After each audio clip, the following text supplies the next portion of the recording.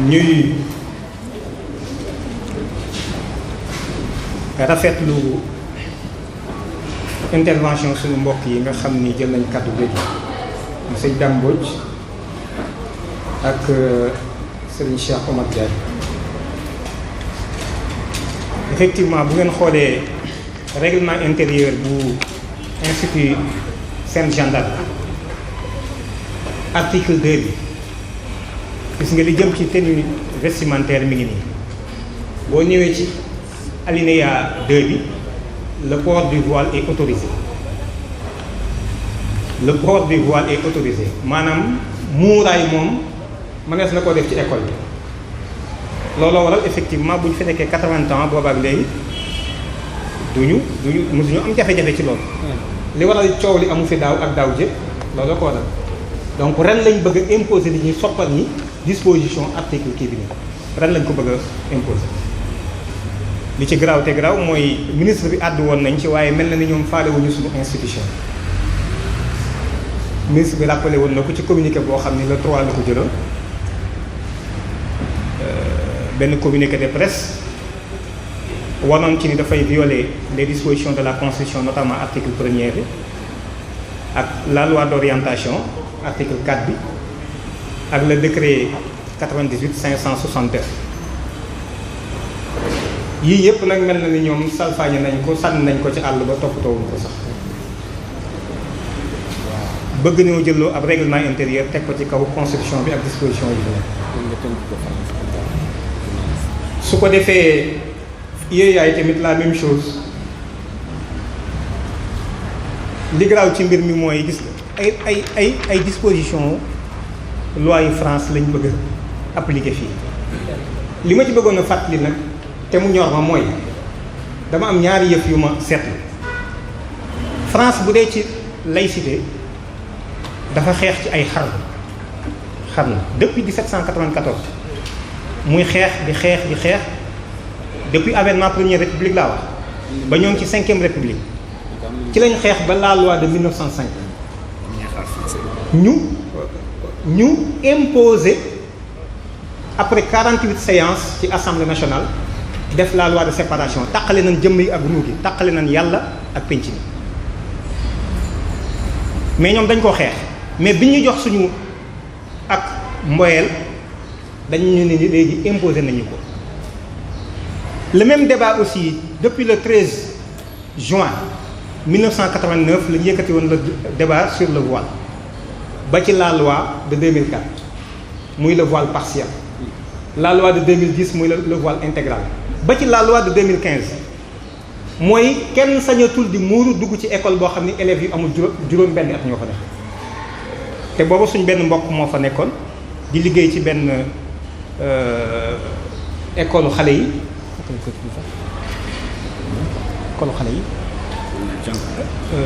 alors ñu dàq ko mu porté leen plainte effectivement justice bi confirmé ni dañ ko war a dàq parce que dafa tooñ lu tax muy muuru ci économie xale da leen di tiital lii dafa dégradant dafa c'est humiliant ñëw muuru ba di mel ni vraiment kenn xamul lan loolu dañ ko dàq alors ci la ñu jëlee la loi cette loi là tere ku muuroo ci dugg ci école française yi yoo xam ne ay élèves yu amul juróom-benn ñoo fa nekk mooy la chef donc kon gis nga dañu bëgg a imposer waat loolu nit ñu imposer la laïcité ñun du ñu imposer combat bi dañu koy imposer waat ndax dañoo tàmbali fi mu nekk nii jël seen i dogal dugal ko ci suñu école yi alors muy tukki boo xam ni ci fukki kilomètres la waaye jéego bu njëkk bi boo ko seqee yaa ngi ci tukki ba un voyage de 10 kilomètres commence par le premier pas kon loolu moom mooy yóbbu ci version française bi chers confrères, chers concitoyens sénégalais, messieurs, mesdames de la presse, honorables invités, en mai 2019, la direction de Guigon sort une note de service interdisant au personnel composé de 80% de musulmans de faire la prière aux heures de travail. Près de 2 mois après, notamment le 25 juillet 2019, le directeur général Bernard-Henri Guigon leur notifie leur licenciement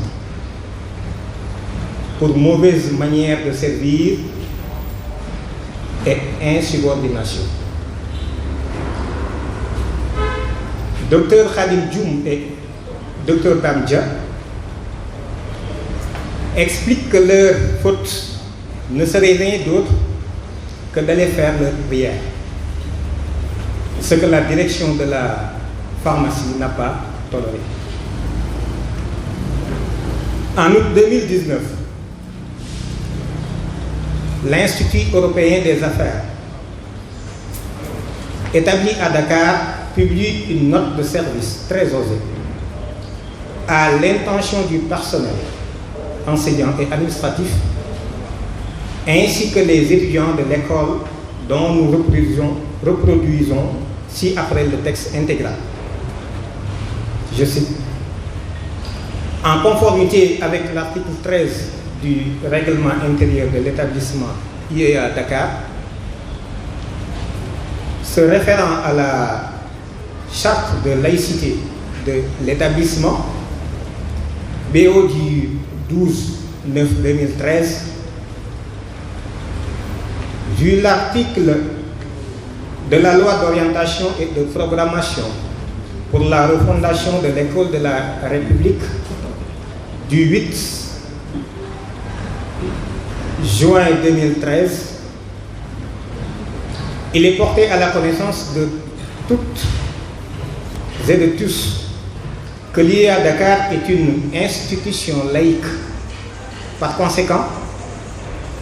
il est formellement interdit de prier dans l'enceinte de l'établissement.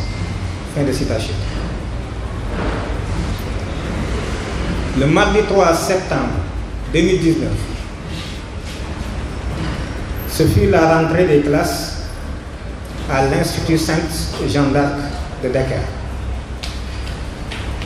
Avant le début des cours, toutes les élèves voilées furent sorties de classe et parquées dans la cour de l'école, en attendant l'arrivée de leurs parents. La direction de l'Institut leur signifie que l'article 5 du règlement intérieur exige que des élèves une coiffure découverte, ce qui n'est pas conforme avec l'accoutrement des 23 élèves voilés. De prétendues négociations auraient été initiées par le ministre de l'Éducation nationale afin d'aboutir à ce qui pourrait être qualifié d'un deal humiliant, permettant aux élèves exclus de reprendre ultérieurement les cours avec de nouveaux hijabs désislamisés et taillés sur mesure, conformément au desiderata des sœurs de confession chrétienne. Au regard de ces actes de provocation inacceptables, dans un pays comme le Sénégal, on est tenté de se demander si la succession chronologique des faits et la similitude des procédés ne s'inscrivent-ils pas dans une logique de déstabilisation de notre pays via des attaques frontales contre la foi des 95% des habitants de ce pays. Le gouvernement Macron poursuit ainsi la stratégie de réoccupation militaire de l'Afrique définie par le capitalisme français à l'avènement de Nicolas Sarkozy. Après s'être octroyé le droit d'assassiner Mohamed El Kadhafi grâce à l'intox la plus abjecte de l'histoire, puis avoir déstabilisé le Mali par la MNLA interposée, le tour du Sénégal semble être venu, comme l'a affirmé de manière péremptoire l'honorable Khoureychi Niass, député Benno Bokk Yakaar, le 18 février 2018 à Kasna. Je le cite: quand la France est venue demander qu'on lui donne une zone pour exploitation, si Macky Sall avait refusé de lui concéder cela, la France allait ouvrir les portes du Sénégal aux djihadistes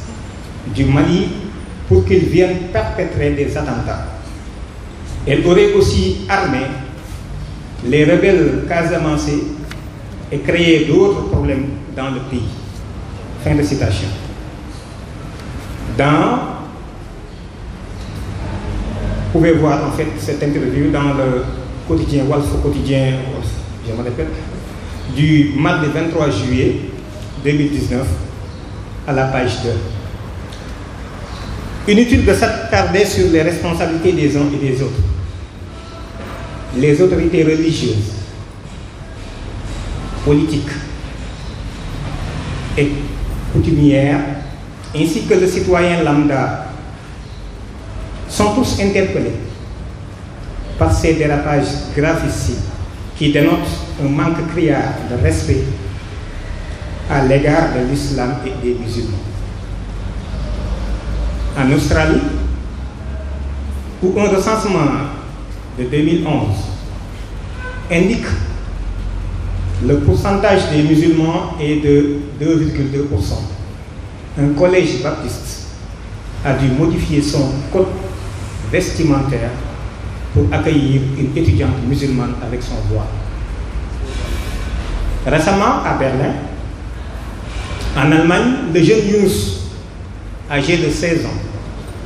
a eu gain de cause dans un procès qui l'opposait au proviseur de son lycée, qui lui interdisait de faire sa prière dans l'enceinte de l'établissement scolaire. Dans quel pays sommes-nous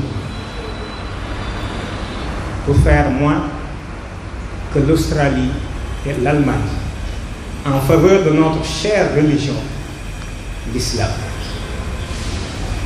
Quel peuple sommes-nous pour accepter l'inacceptable? Autant de questions qui renvoient à une réalité triste et amère. Nous sommes des musulmans étrangers dans notre propre pays. Une prise de conscience conséquente exige de nous tous de nous engager ici et maintenant afin de, premièrement, ne pas laisser passer ces trois actes inqualifiables: la note interdisant la prière en Yéya, les licenciements de Dr Dia et Djou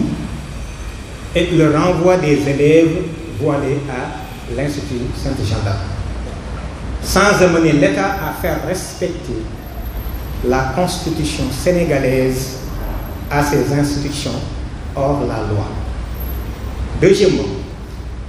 agir pour la mise en place d'une structure nationale fédérant les hautes autorités musulmanes du Sénégal afin de prévenir les tentatives sataniques de division qui visent à miner l'unité des musulmans au Sénégal. Et troisièmement, œuvrer pour une modification constitutionnelle